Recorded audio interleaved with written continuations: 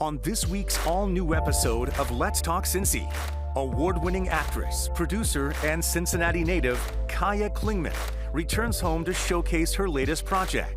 Color Book is an intimate portrait about a father raising his son with Down syndrome.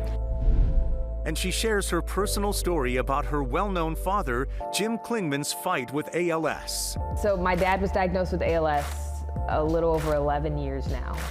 And our lives forever changed when we got that devastating diagnosis. From WLWT, this is the Emmy Award-winning show, Let's Talk Cincy. Presented by Western and Southern Financial Group. Put our financial strength behind you. Hello everyone, I'm Curtis Fuller and welcome to Let's Talk Cincy. Today, a conversation with an award-winning actress, writer, and producer. She's a graduate of Princeton High School and Howard University. I've known her entire life because she is the daughter of a dear friend and a friend of our community, Jim Klingman. Kaya Klingman shares her interesting journey, both professional and personal. I want to begin with her current film project called Color Book. Amen.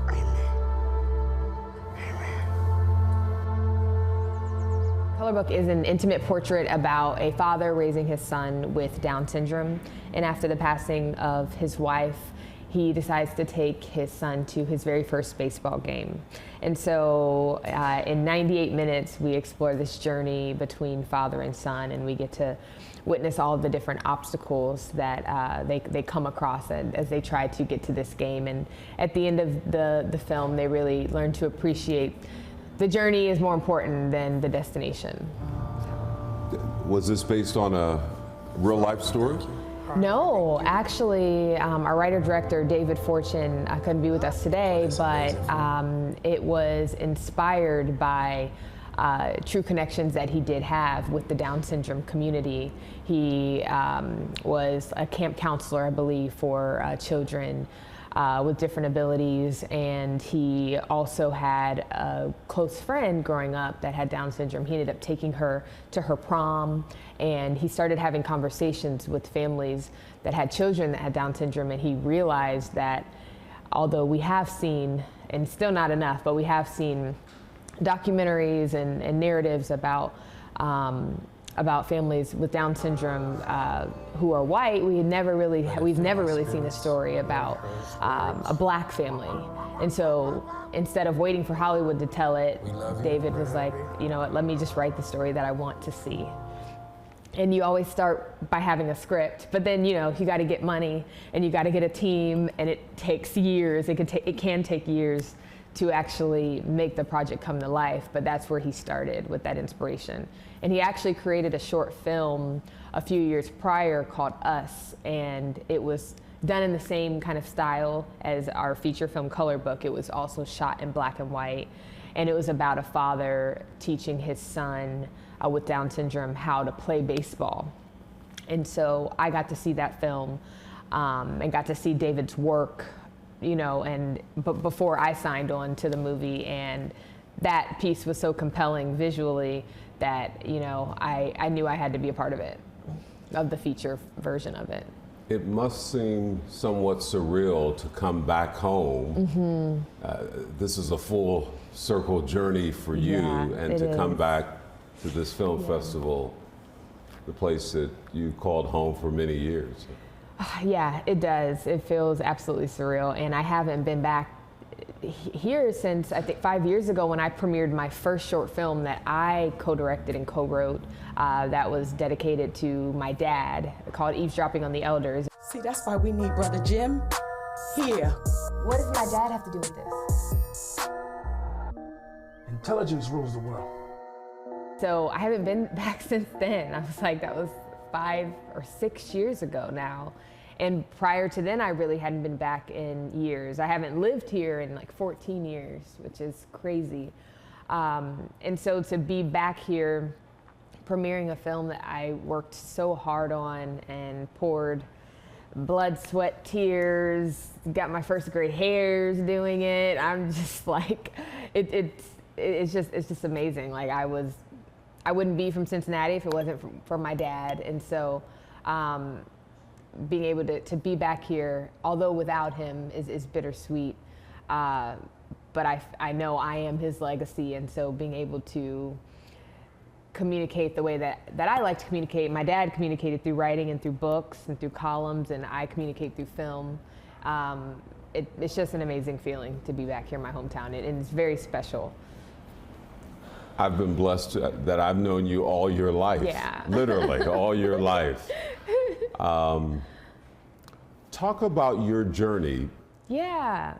Oh, I'm an only child, so I think when you're an only child, you do get to explore kind of different paths in life maybe a little more than other children would. So I feel like I had the world at my feet, which is a great thing, but then also it kind of comes with the negatives, because I got to a place where I was like, I don't know what I want to do, or I feel like I can do it all. At one point, I wanted to be an anesthesiologist. I wanted to be an attorney. But I've always, something that's always remained the same, is I've always been in love with performing arts. I started playing piano when I was 3 years old. I started playing violin when I was 12 years old, and carried that throughout my high school years. And then I kind of put a hiatus to both of those when I went to Howard. But I've always been a part of theater. I did so much theater in high school especially, and then I also was a part of the speech team and competed statewide on the speech team, which was, I think, my heavy introduction into my love for acting. One day, I overheard a conversation. I think it was around the end of high school I realized, okay, I actually really love acting, and I really love having a presence on screen. And I ended up going to Howard for journalism, for broadcast journalism. So yes, I did chat with you before I made that decision. And it only took a year for me, and I was learning Final Cut, doing all my editing, making packages. I interviewed incredible celebrities on Howard's campus within my first semester of being there. But by the end of that year, I was burnt out, and I realized I did not want to stay in that concentration.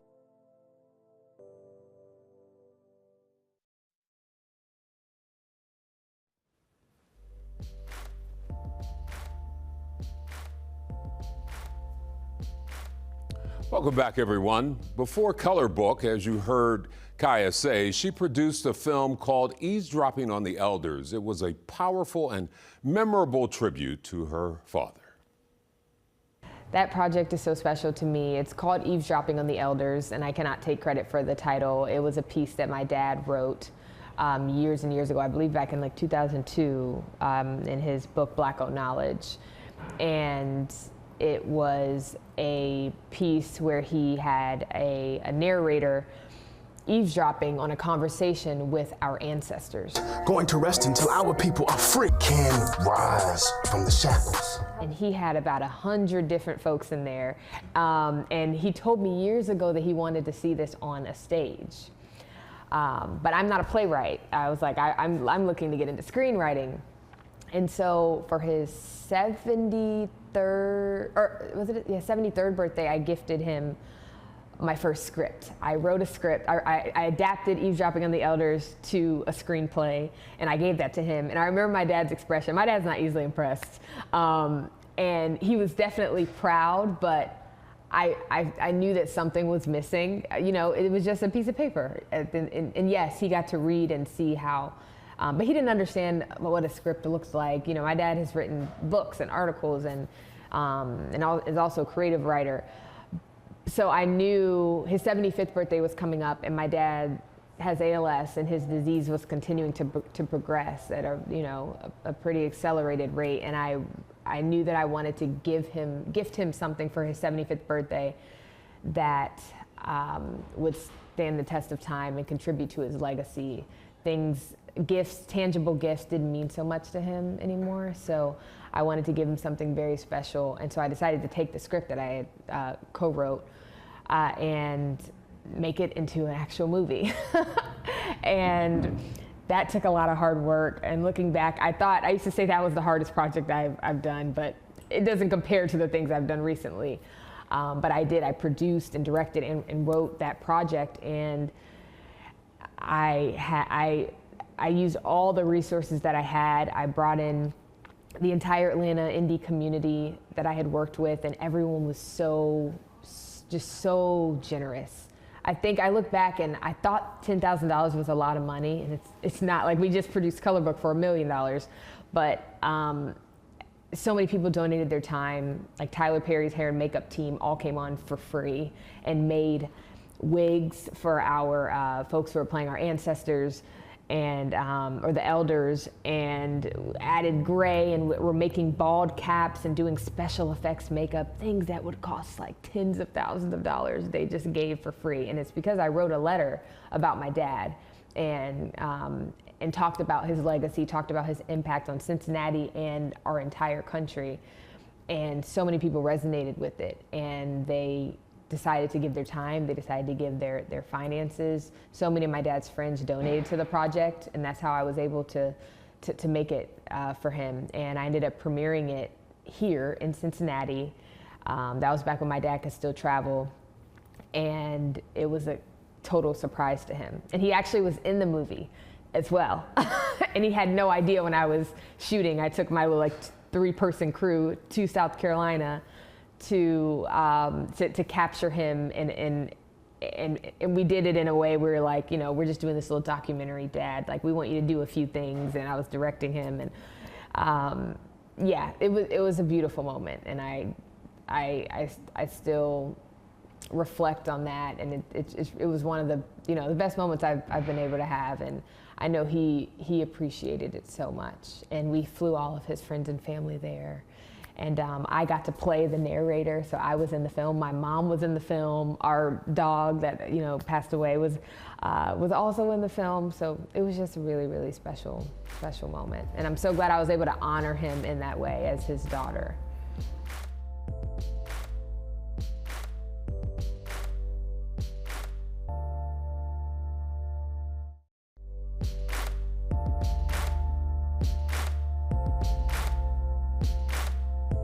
Nearly 30 years ago, Jim Klingman and several other business and community leaders founded the Greater Cincinnati Northern Kentucky African American Chamber of Commerce. Jim served as the organization's first president. Jim has been a fierce fighter for black businesses in Greater Cincinnati and literally all across the country as long as I've known him. But for the past 11 years, he has been fighting another battle. You heard Kaya say her dad is suffering from ALS. This is the part of her journey that's very personal. I mean, I feel so blessed to be able to call this incredible man my father, but I'm so thankful that, like, not only has he been such a tremendous father to me, but he's been such an amazing person to so many people. My dad was diagnosed with ALS a little over 11 years now, and you know, when he was diagnosed, it took him years to get diagnosed, first of all, and that happens quite often in the ALS community. And our lives forever changed when we got that devastating diagnosis, and it's been a journey. And I think now that we're towards the end of that journey, I've been doing like even more reflecting and of course, feeling, you know, trying not to feel like some guilt about things, or, man, I wish I could have done this. I wish I would have been more present in this moment. Because ALS is such a relentless disease, and you have no idea when it's going to end. I mean, they told us 2 to 5 years, and my dad has surpassed that. They've told other friends that have had ALS 2 to 5 years, and they've died within 9 months. And there's not as many dollars being poured into this disease. It's not a popular disease, and so the research and, you know, new evidence about it takes kind of a long time to hear updates about what's going on or the journey to a cure.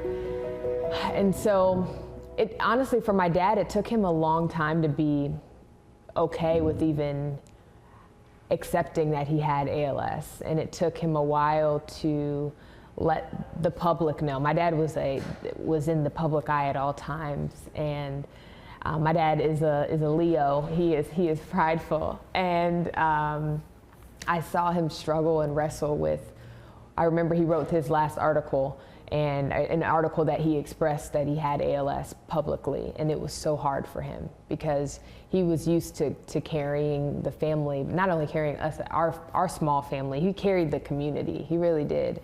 I think for my dad, he is finally in a place of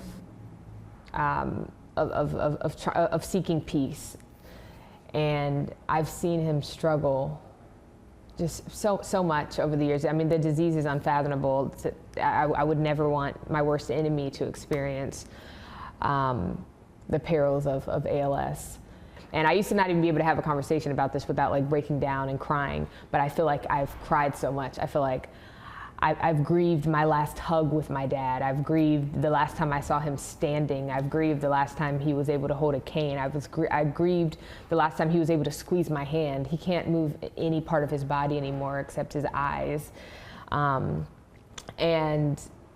he's at a place right now where I know he wants to be free from pain and free from being trapped in his own body. And so my prayer is that he finds that peace soon, whether it's a miracle, which I still absolutely have hope in that, or whether it's having a peaceful transition, which we've talked about as a family so many times.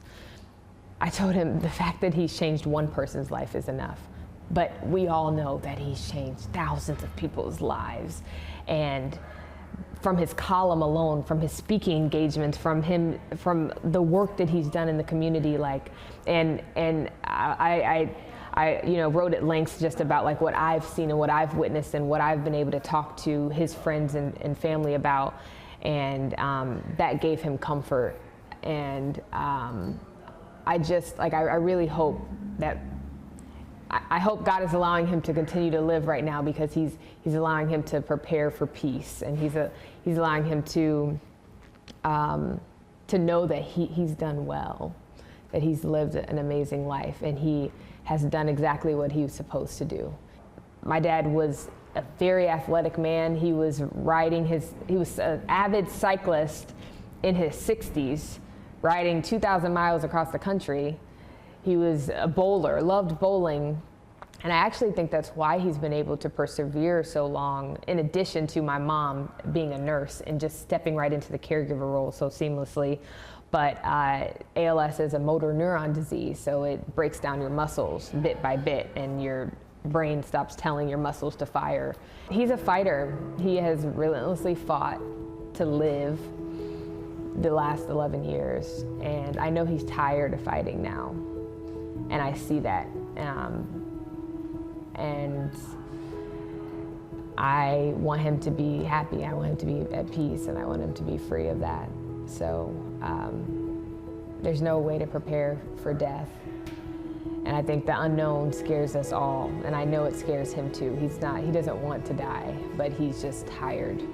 I think he's feeling like he's completed his purpose, and every day he continues to live, I think he's a testimony, and he's an inspiration for me and so many others.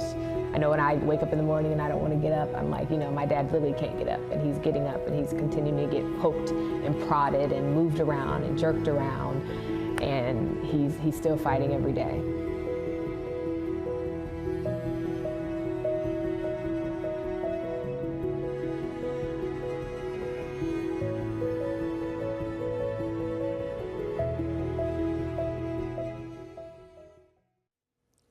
I know Jim and Sylvia Klingman, Kaya's mom and dad, are very proud of her, and so am I. Finally, I asked her about all of her awards and what's next on her professional agenda.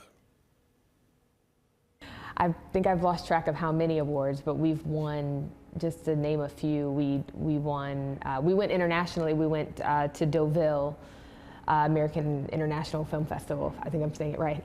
But we won the Critics' Prize there, the Critics' Jury Prize, which is just an incredible award to get, especially for producing a $1 million film. I can't emphasize that enough. It's not a lot of money to produce the type of film that we did.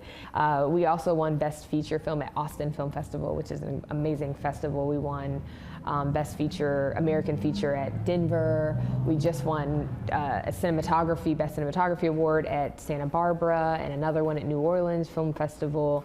We just won Best First Feature at Pan African Film Festival in LA.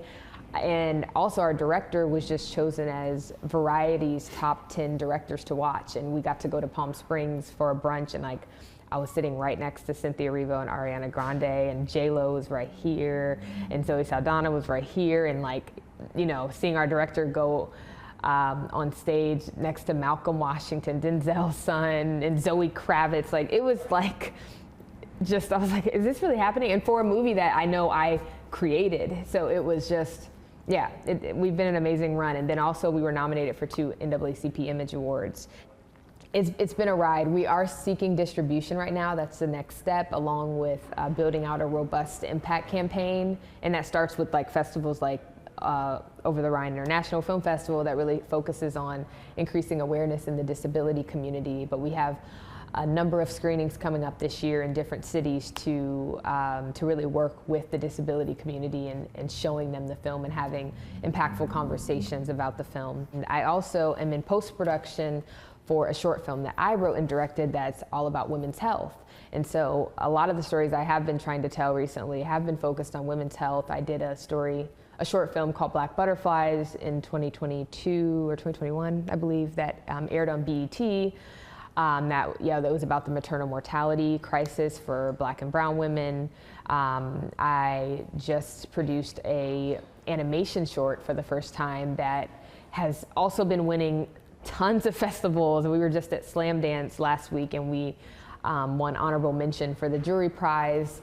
And that film is about a woman with fibroids, a Black woman with fibroids, and showing like the pain that causes and just increasing awareness on that. And my film is all about endometriosis and HPV and exploring 2 topics that we also don't talk about as much in the Black community, and showing the pain that those have caused in my life. So I have a lot of different stories I want to tell, including my dad's, and I'm hoping to one day do a documentary on my dad and his life.